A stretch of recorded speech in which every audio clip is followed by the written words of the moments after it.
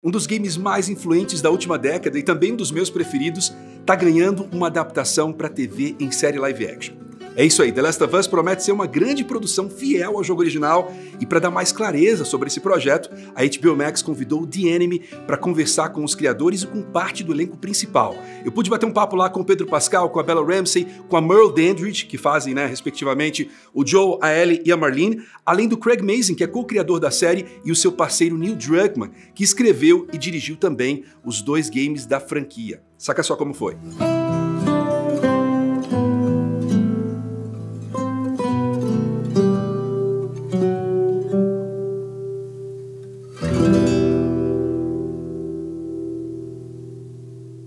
A lot of movies and TV shows about zombies trend for a while, and then it gets saturated. How are you working to prevent The Last of Us to become just one more of those dozens of predictions about zombies? I know they're infected.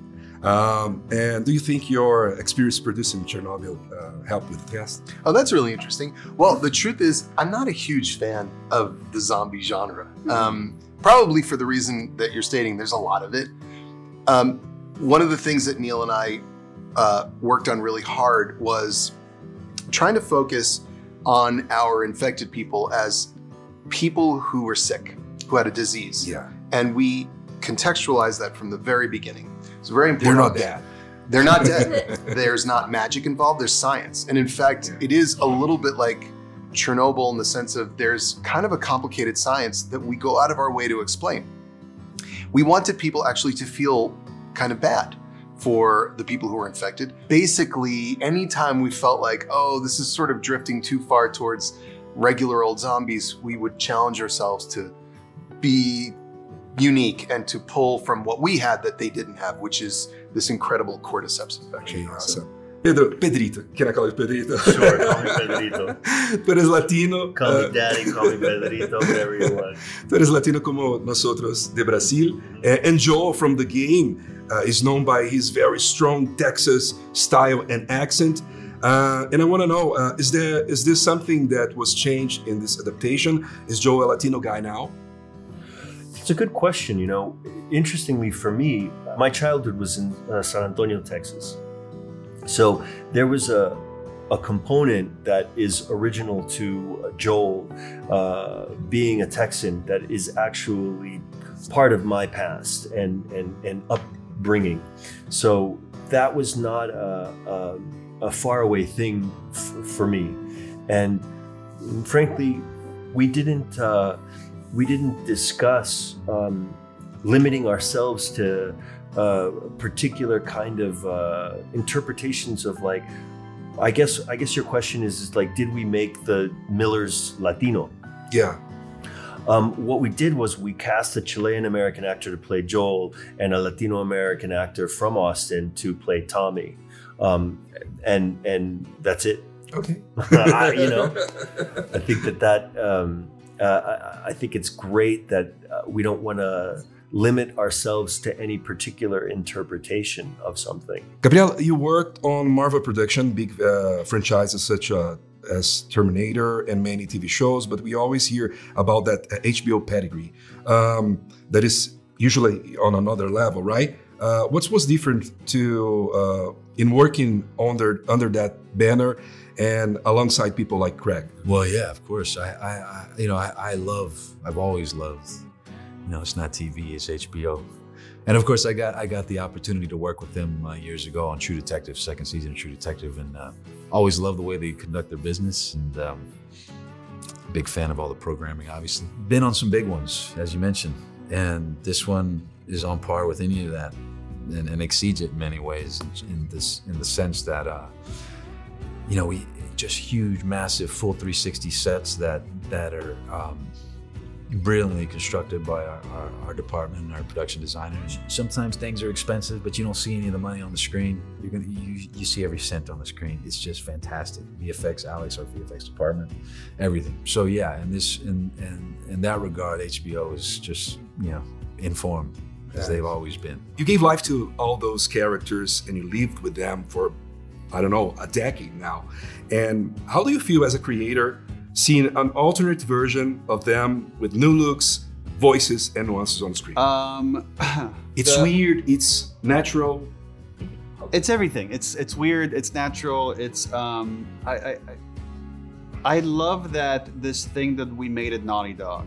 And you know, we worked so hard and we love these characters in this world, that to then have all these other artists be inspired by it and want to adapt it into this other medium, and then to see it come to life and be authentic to the thing that we made and yet be different and be its own thing is so gratifying. I feel so lucky that I got to work on back in, like, you know, when the game came out in 2013, we worked on it for 3.5 years. I got to work with the best people in the game industry, people at the top of their game, no pun intended. And then I got to do it again for HBO with Craig Mazin and like this amazing cast and the people at the top of their game of making TV shows. Our prosthetic team is the best in the world. So I feel extremely lucky, I guess is the best way I can describe it. Bella, you said in an interview that you were encouraged not to play the game before playing your role as Ellie, despite checking some scenes on YouTube. After finishing the filming, did you try to play the game? And if you did, what did you think about your Ellie, the Ellie from the show and the Ellie from the game? I have the game sitting at home waiting to play. My PlayStation. Okay. I have it waiting, and I'm gonna do it. I just haven't got around to it yet. I think I'm nervous to play it because we lived it for like a year. Well, you lived it for way longer than that, but I lived it for a year, and I think it's gonna bring up lots of emotions when I play it because it's like it's gonna be weird. Okay, how would you describe your Ellie? Just like I don't know. I just like video game, just like they're the same person. It's just like I have a different face. About the games, I heard you play the games. Is that true? Yeah, The Last of Us games. Can you comment about your Tommy and the video game Tommy? What they have in common? What they have in? What's different between them? My version of Tommy and the Tommy you see in the game is overlap in a lot of ways, and the fact that I was born and raised in the area that these characters were born and raised made it that much more seamless for me to become Tommy, and I loved what Jeffrey Pierce did with the voice acting and the PCAP, the performance capture for the game, because really I felt so much that me and Tommy were very alike to begin with. So I felt that it was more important just to get out of the way and not try to just to let everything, my instincts take over and just be who I believe him to be.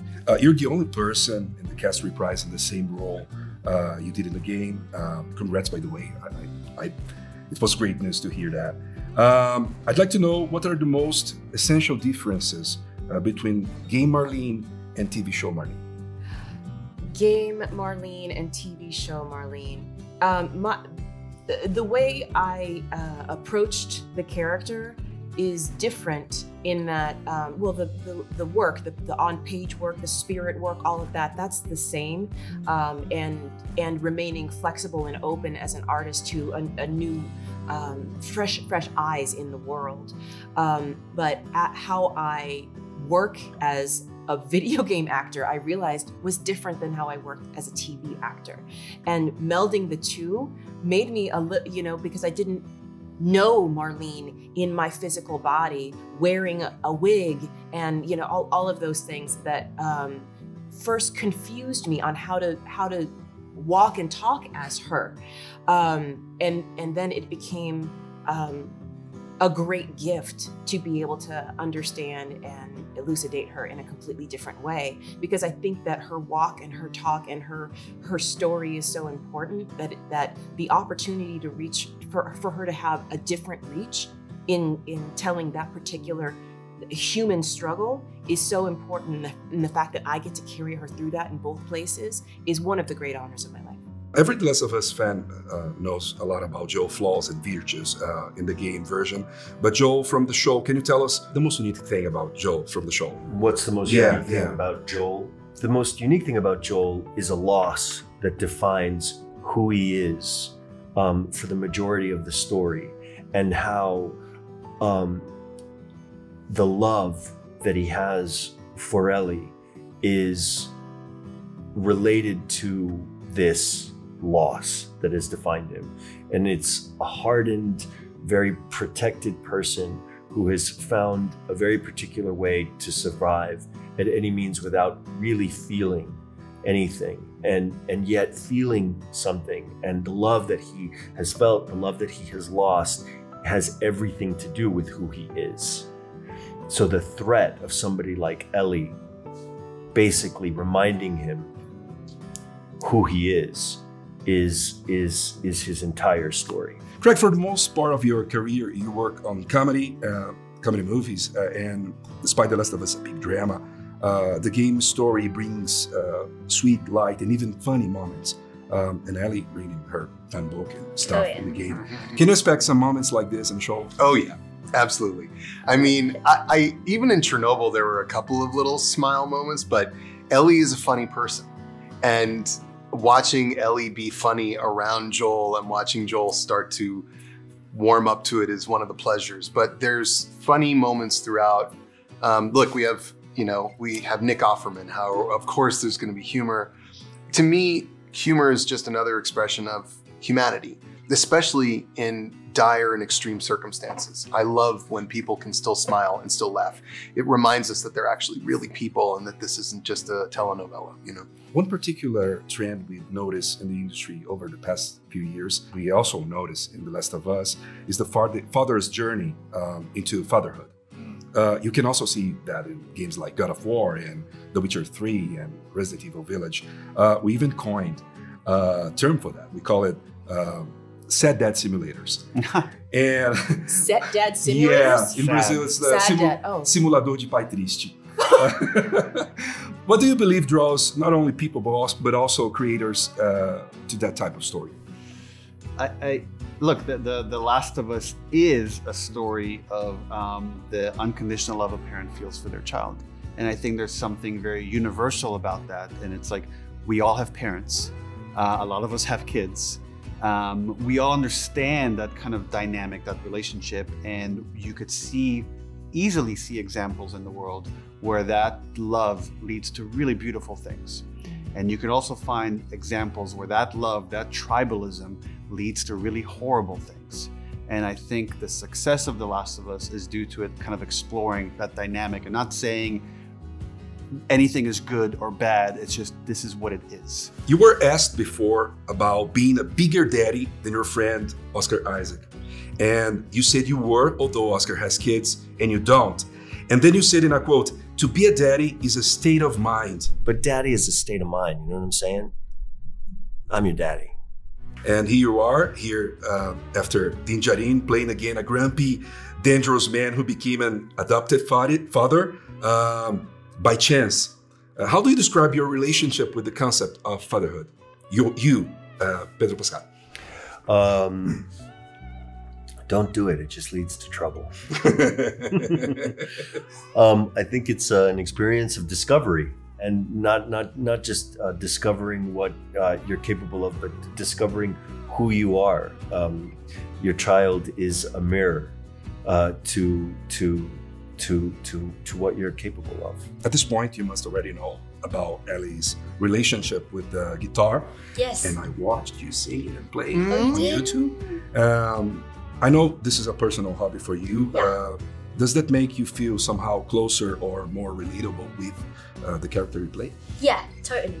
Even in my tape that in the Zoom recall that I did for them, I just angled the laptop so you could see the guitar in the background.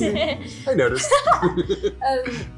But no, yeah, it definitely makes me feel closer, and I definitely haven't already started to try and play songs from the show, the musicality and Ellie's guitar thing. Definitely, it makes me feel even more like that, which is cool. Fantastic. Well, I don't know if it's gonna be in the show, but in the game, Ellie reads for Joel some puns she finds in a book. O que o tomate foi fazer no banco? O quê? Foi tirar o extrato. And I'd like to try 2 or 3 of those with you. And I want to ask you to answer and react like a character, like Joel. Can you do that? It's pretty quick. We'll see. Okay. You're Joel now, okay? I'm Joel. What did the mermaid wear to her math class? What? An algebra. What did the triangle say to the circle? What? You're so pointless. The last one. You know what's not right? What?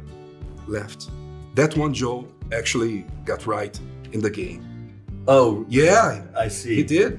But I just wanted to give you all the punchlines. Okay. You understand? You're so kind. I'm a generous guy. Thank you very much, Pedro. You're so welcome. I know the show hasn't premiered yet, but I want to know if we're going to see, I don't know, maybe the extras of the season Blu-ray box, that alternate musical ending that we've seen while you and Troy Baker were like performing the game. Any chance we see that? Remember that thing? Remember when we did that thing? She'll be raped and murdered. Raped and murdered. It's not for you to decide. I don't have an answer for you about that. But I love the question. Okay, make it happen, please. Thank you very much, guys. Thank you. É isso aí, galera. A série está estreando agora na metade de janeiro e pode ter certeza que a gente vai acompanhar tudo que vem por aí e comentar com vocês sobre o que a gente achou, sobre os easter eggs e mais um montão de coisa nos próximos vídeos. E para mais The Last of Us, é só conferir a nossa playlist da franquia. Até a próxima. Tchau!